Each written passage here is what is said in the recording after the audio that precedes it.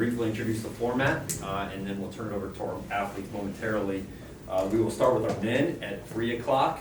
At the end of 15 minutes with these three gentlemen, we'll have them leave, and then 3 women will take their place, and at 3:30, 4 coaches will join us. What we will do is in each of those 3 sessions, we'll offer our guests the opportunity to talk about their anticipation and excitement for this weekend. Then we'll open it to questions from media in attendance, and should time allow, at the end we'll entertain questions from the Zoom via chat.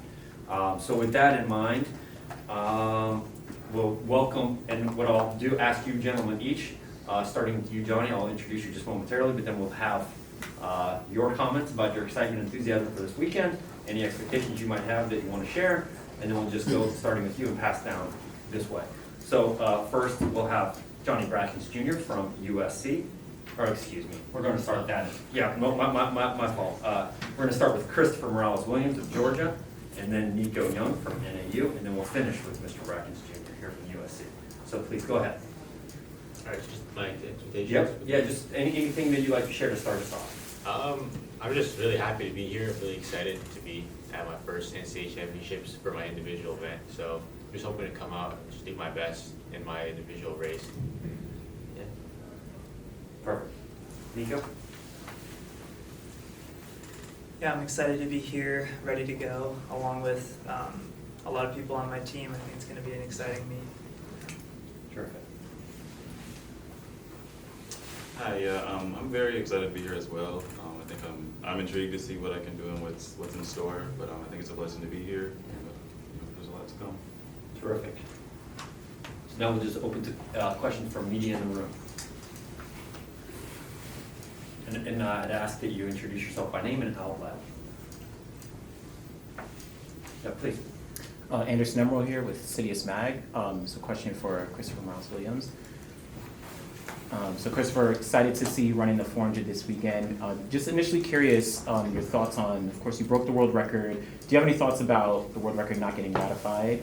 Despite you running that world record? There's not really too much of thoughts. It doesn't really bother me at all.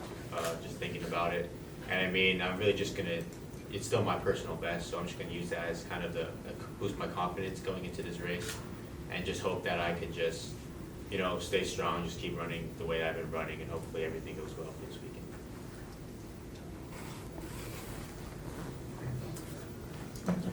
weekend. Dan O'Brien with ESPN Plus. I'll stay with Christopher Morales-Williams. Your improvement from last year to this year, what would you say has been, the major contributing factors? Because you're just running so much faster than you were. I would say the biggest factor for that would just be actually having a full year of training. Last year I came in halfway through the year, so I kind of was still getting used to the program as I started to compete. So by the time I started to get used to my training, it was already the end of the year, and then I feel like I started to hit my role when I went home for Canadian Nationals. And then, this year I think just being able to train, get used to it, base training, and have all of that is definitely what allowed me to, have such a much better performance than I did last year, and have just a huge peak, as well as also being able to, get in the weight room as well, and not be as injured as I was last year. And you have to have the Olympics on your mind as well. It's on my mind, definitely, but that's in, later to come. I gotta focus on what's right in front of me. Ashley Tishins with FloTrack, and this is for Johnny. You won the long jump at USATF Indoors, and so you're coming off of that, going into NCAAs. Like, how is that kind of like a unique motivator for you coming into these championships? I think it definitely it helped build my confidence a little bit, but I think that ultimately, this is another barrier I have to come over. So I think it was a good competition. It wasn't perfect. If you look at my series, it wasn't perfect at all. So I think I still have corrections to make. But I'm not super nervous. I just want to trust myself and my ability for this competition. It should be good. Lara Overton with ESPN. Question for Nico. You mentioned the crew that you guys have from NAU. With as many guys as you have this weekend, how does that maybe kind of mimic the dynamic of cross country, the success you guys have been able to have, and you carry over a lot of that into this indoor championship? Yeah, it absolutely mimics that. I mean, we have a lot of guys on this trip. A lot of them are the same ones that ran this cross country season, so it's kind of cool to bring that dynamic to the NCAA indoor meet. Absolutely. Nico, is a national championship, a team national championship outside of cross country, is that something that Mike talks to you guys about? Yeah, I mean, we're going to compete for as many points as we can at this meet, and that's at the forefront of our focus, so absolutely, yeah. This is Jasmine with City of Sprague. This question's for Nico. So you set the new 5,000 meter collegiate record earlier this season. Does that impact your race strategy heading to this weekend, just knowing you have this really fast seed time? I mean, I don't know if it really impacts like a whole lot. I definitely have a lot of confidence. I know that, anyway, I can kind of do whatever I want. Yeah, I'm really excited. It was definitely it's a great marker of my fitness and the progress of this indoor season. So yeah. There's a question for Johnny. So you're doing the 60 as well as the long jump, and we know they're both on the same day. Just how are you prepared to balance that? I know you did it at the previous NCAAs as well. I think it's become habitual at this point. Outdoor and indoor, it's always simultaneous. So I think just preparing at practice, replicating it at practice, and using one to help the other. And that's just how it's going to work. But I think I definitely have to lock in on one at a time. I think that's the biggest obstacle, but I think I've mastered it.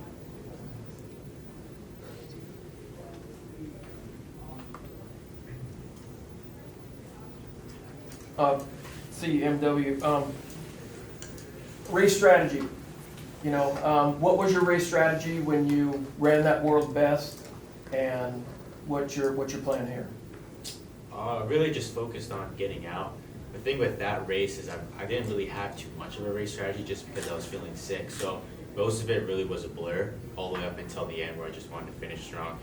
But I say for this meet, just I want to get out fast, and I mean I'll see what happens. It depends on the race. I'm always just trying to change up my strategy. It depends on what's happening, who I'm going up against. So I mean I'll see how it is tomorrow. Whatever Coach Gill has planned for me, Coach Green.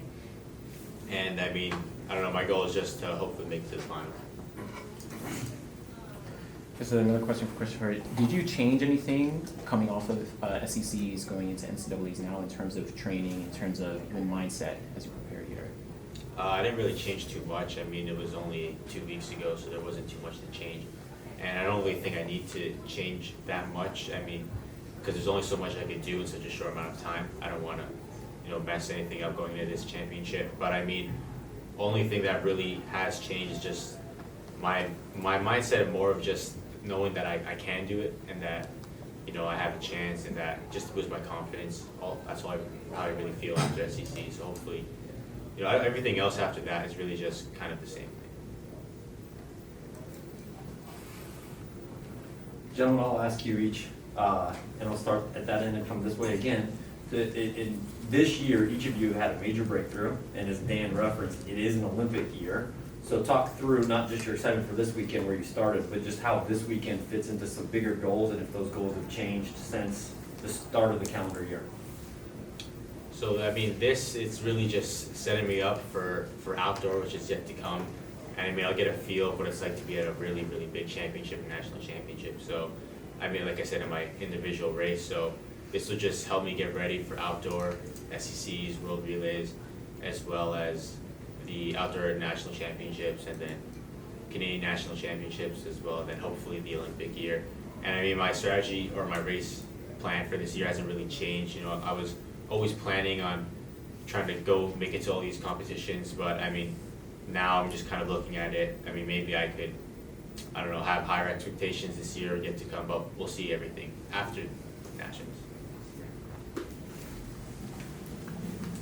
Yeah, I mean, this meet is a great practice and a competitive race without a pacer or anything like that. So it's another good opportunity for me to get some experience going into this outdoor season and then the Olympic trials.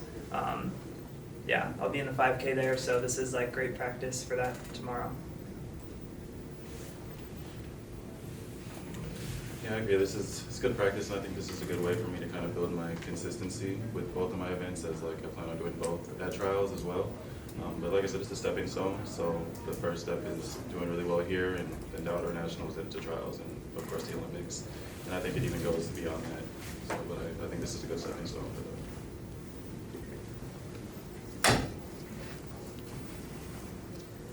Any other questions? for Sure, Please, Dan. I know we got time, so. You do. Nico, you know, runner-up, third place, how do you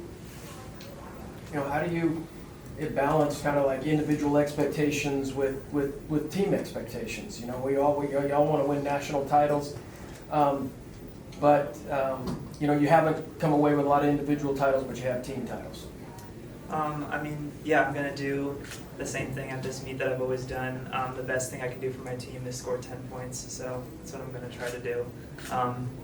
Yeah, it's easy to create a strong team environment in cross country when your team's competing for points like that. So we're gonna try to do the same thing at this meet. Yeah. And talk about that environment just a little bit. You know, if you don't know any better and you just come into the sport, you think that the Flagstaff is the hub of cross country and distance running. So many athletes up there training. You know, what is that environment really like? I mean, we've definitely made a strong, like, close-knit environment with our team in Flagstaff, and I think having the facilities that we have and the trails that we have and the resources that we have in Flagstaff, being at altitude, I mean, it's created a great environment for our team, and I think we're just, we are able to practice together every day, and that transcends into racing too. So yeah. You see guys like Hobbs Kessler around, Yeah. and Oh yeah. you know. Yeah, I mean, definitely. I mean, he's one of my friends, so it's cool to see him around and learn from what he's been doing. So yeah, absolutely.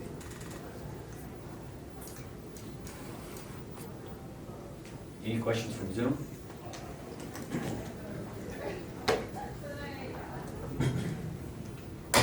Gentlemen, thank you very much. Best of luck this weekend.